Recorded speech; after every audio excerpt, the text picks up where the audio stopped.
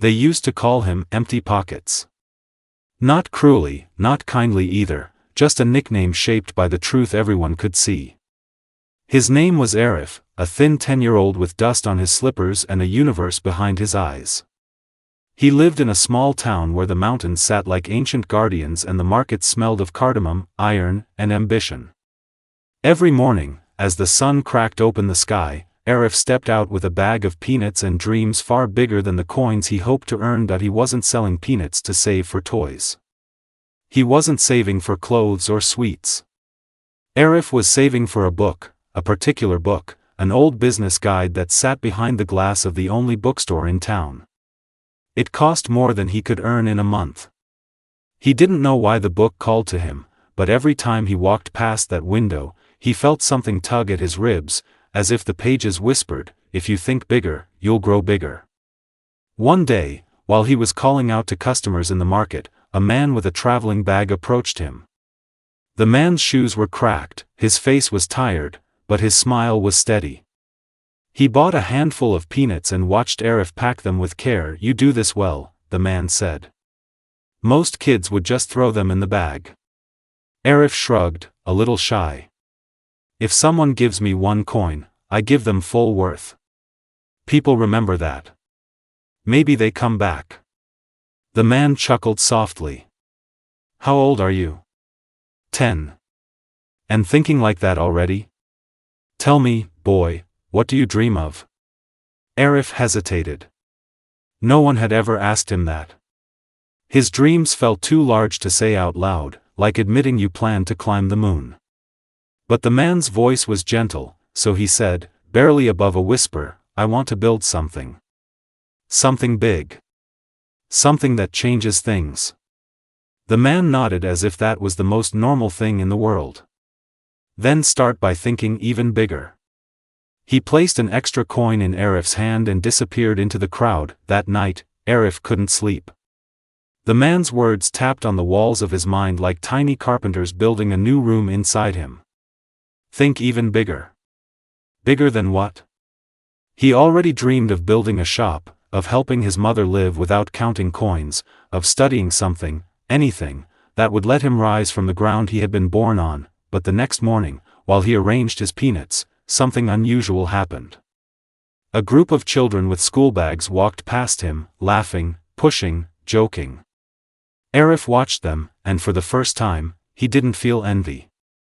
He felt strategy forming behind his ribs. They weren't customers. They were opportunities. He always sold to adults, to travelers, to shopkeepers, but never to children. And children loved snacks that he started calling out to them differently. Not the old, tired, peanuts for sale, but a cheerier, more playful voice. He offered them exactly 10 peanuts for 1 coin, counted neatly, no cheating, no handful guesswork. Kids loved precision when it felt like a game. And within a week, his sales doubled. His mother thought someone was helping him secretly, but it wasn't help. It was thinking bigger. 3 weeks later, he walked into the bookstore. The shopkeeper raised an eyebrow. He had seen Arif stare through the glass 100 times but never walk in. Arif placed a small pouch of coins on the counter. "I want that book," he said. His voice trembled, but not from fear, from victory. The shopkeeper counted the coins and nodded. "You saved up for this? Must have been hard." Arif held the book gently, as if it were alive. "Hard is fine," he said. "Not trying would be worse." The shopkeeper gave him another book for free, a thin one about entrepreneurs who began with nothing. "For someone who thinks big," he said. That night, Arif read by the faint hum of a dying bulb. Words pulled him into new worlds: supply, demand, scale, service, value, vision. He didn't understand everything, but he understood enough. Small thinking builds small lives. Big thinking builds bridges where people only see walls. The next morning, Arif showed up in the market with something different. Instead of a bag of peanuts, he brought 3 small wooden trays, borrowed from a carpenter who owed his mother a favor. On the trays, he arranged peanuts by flavor: salted, spiced, and honey roasted. No one in the market had ever seen peanuts sold like that. He looked like a tiny businessman running a 3-branch empire. People stopped out of curiosity. Curiosity turned to purchases. Purchases turned to regular customers. In 2 months, Arif wasn't the peanut boy anymore, he was the peanut merchant. A reporter from a local paper even interviewed him. They printed his picture, a boy with dust on his slippers and ambition glowing through his smile, but life, as it often does, tested him soon after. One evening, on his way home, he discovered his wooden trays stolen. His profits were in those trays, his whole system, his whole identity. For hours he searched, until the sky darkened and the moon lay thin like a scratch mark on the night. When he finally gave up, he crouched near an empty vegetable stall and cried. Not loud tears, just quiet, exhausted ones that carried more weight than sound. A shopkeeper found him and asked what happened. When Arif told him, the man sighed. "You can buy new trays." Arif shook his head. "I can't. Not now. It'll take weeks. I'll fall behind." The shopkeeper placed a gentle hand on the boy's shoulder. "Then think bigger." Those same words again. The same spark. The same stirring inside him. That night, instead of mourning the trays, he ripped pages from an old notebook and sketched ideas. His drawings looked like tiny maps of ambition, packets with labels, branded paper cones, bundles for families, special offers for shopkeepers. He realized he didn't need wooden trays to grow, he needed a brand. By morning, Arif returned to the market with a new approach. He had folded old newspapers into clean, triangular peanut cones. On each cone he wrote in bold letters, "Big Idea Peanuts." Beneath it, in smaller letters, "A big taste for big dreamers." People laughed at the slogan, not mockingly, but warmly. Something about the cones felt alive, hopeful, different.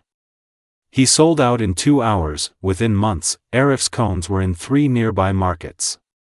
Within a year, he had hired 2 boys to help him. He paid them fairly because he remembered what it felt like to have nothing but a dream and a pair of tired slippers. By the time Arif turned 16, he no longer sold peanuts. He owned a small shop that sold packaged snacks he created himself, all under the brand Big Idea Foods. His products were simple, but people bought them because they felt his story inside them, the way a seed carries the memory of the tree it will become. Years later, when a business magazine interviewed him as one of the youngest entrepreneurs in the region, they asked him, "What changed your life the most?" He smiled, remembering the traveling stranger, the stolen trays, the moonlit tears, the scribbled sketches, the book in the dusty window. "Thinking big," he said. "When you're poor, people tell you to be realistic. But I learned something: the sky isn't embarrassed to be wide.